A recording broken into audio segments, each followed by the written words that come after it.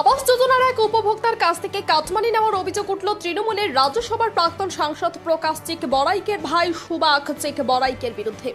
বিষয়টি নিয়ে মঙ্গলবার রাতে কুমারগ্রাম থানায় লিখিত অভিযোগ দায়ের করেছেন সীতারাম ধানোয়ার নামে নিউল্যান্ডস কুমারগ্রাম সংকোচ গ্রাম পঞ্চায়েতের কুমারগ্রাম চা বাগানের এক বাসিন্দা। লিখিত অভিযোগের ভিত্তিতে ঘটনার তদন্ত শুরু করেছে পুলিশ। সীতারাম ধানোয়ার বলেন, 2024 থেকে 2025 আর্থিক বছরে আমার বাবা আবাস যোজনার ঘরের টাকা পায়। তখন সুবাক চিক বড়াইক আমার বাবাকে ভুল বুঝিয়ে 15,000 টাকা নিয়ে নেয়। সে সময় এই বিষয়ে কোনো প্রতিবাদ করতে পারিনি। আমি এই ঘটনার বিষয়ে পুলিশের লিখিত অভিযোগ দায়ের করেছি। আশা রাখছি পুলিশ এই যথাযথ ব্যবস্থা নেবে। উল্লেখ্য, গত শনিবার তৃণমূলের রাজ্যসভার প্রাক্তন সাংসদ প্রকাশ চিক বড়াইকের বিরুদ্ধে তোলাবাজির লিখিত অভিযোগ দায়ের হয়েছিল। এবার তার ভাই সুবাক চিক বড়াইকের বিরুদ্ধে কাটমানি নেওয়ার অভিযোগ দায়ের হলো। বিজেপির কুমারগ্রাম 2 নম্বর মণ্ডল সভাপতি নলিত দাস বলেন, এনকেএস গ্রাম পঞ্চায়েতে আবাস যোজনার অনেক উপভোক্তার কাছ থেকে কাটমানি নেওয়া হয়েছে। এদের মধ্যে একজন এগিয়ে এসে লিখিত অভিযোগ দায়ের করেছেন, যিনি কাটমানি নিয়েছেন। তিনি তৃণমূলের প্রাক্তন জেলা সভাপতি এবং রাজ্যসভার প্রাক্তন সাংসদের ভাই। আমরা চাই অভিযুক্তের শাস্তি হোক। Bureau report, UP live news, খবর যখন আমরা তখন। জানতে পেরেছি গতকালকে কুমারগ্রাম থানায় একটা এফআইআর হয়েছে, কমপ্লেন হয়েছে। এনকেএস অঞ্চলের থেকে সুবাক চিক বড়াইকের নামে, যিনি প্রকাশ চিক বড়াইকের ভাই আছেন, উনি বেশ কিছু ঘর সাধারণ গরিব যারা সরকারি ঘরের বেনিফিশিয়ারি আছে, যারা সরকারি ঘরের টাকা পেয়েছে, এরকম বেনিফিশিয়ারিদের কাছ থেকে 15,000 20,000 টাকা এরকমভাবে কাটমানি নিয়েছে। তার মধ্যে থেকে একজন বেনিফিশিয়ারি সাহস করে গতকালকে তার নামে এফআইআর করেছে। আমরা পুলিশের সাথে আলোচনা করেছি। এরকম কাটমানিখোর যে লোকেরা সাধারণ মানুষের থেকে টাকা নিয়েছে, এক তো সসম্মানে মিডিয়ার সামনে বা লিখিত আকারে তাদেরকে টাকা ফেরত করিয়ে দিন, না হলে আমরা প্রশাসনকে বলে তাদের বিরুদ্ধে যা আইনগত ব্যবস্থা নেওয়ার সেটা আমরা বলে দিব এবং প্রশাসনকে এটা স্ট্রিক্টলিভাবে দেখতে হবে।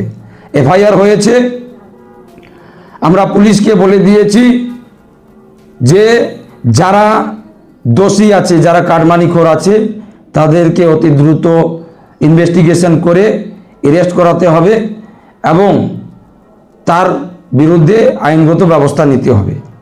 শুধু এই ঘটনায় নয়, এর বাইরেও যে সমস্ত তৃণমূলের নেতারা, যারা তৃণমূলের সরকারের আমলে অনেক মানুষের কাছ থেকে কাউকে চাকরি দেওয়ার নাম করে টাকা নিয়েছে, কারোর ঘরের বেনিফিশিয়ারির কাছ থেকে টাকা নিয়েছে, কাউকে এসসি লোন করিয়ে দিব বলে টাকা নিয়েছে, যারা যারা এরকম টিএমসির কাটমানিখোর দুর্নীতিবাজ লোকেরা আছেন, আপনাদের উদ্দেশ্যে বলছি যে সসম্মানে তাদের টাকা ফেরত করিয়ে দিন, না হলে আমাদের বিজেপি সরকারের আমলে আপনাদেরকে যে ভাষায় আপনারা বুঝবেন সেই ভাষা দিয়েই বোঝানো হবে।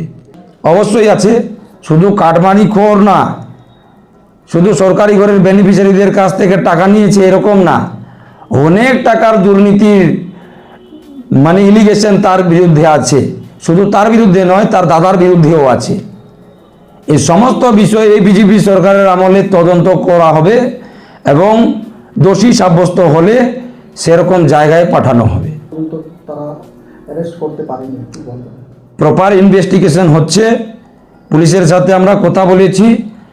যারা এই অভিযুক্ত লোকেরা আছে, যেখানেই পালিয়ে গেছে না কেন, যেখানেই থাকুক, যদি মাটির তলায় থাকে সেখান থেকেও খুঁজে বের করা হবে এবং যা আইনগত ব্যবস্থা আছে তা করা হবে।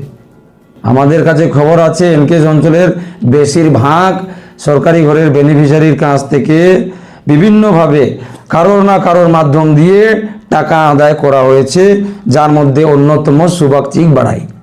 এটার পুরো ইনভেস্টিগেশন চলছে। আমরাও দলের থেকে এবং প্রশাসনের তরফ থেকে আমরাও ইনভেস্টিগেশন করার জন্য আমরা বলেছি, আমরাও খোঁজখবর নিচ্ছি এরকম আরও খবর যদি পাওয়া যায়, এরকম আরও এসে হলে ওনার বিরুদ্ধে প্রশাসনের কাছে কমপ্লেন জানানো হবে।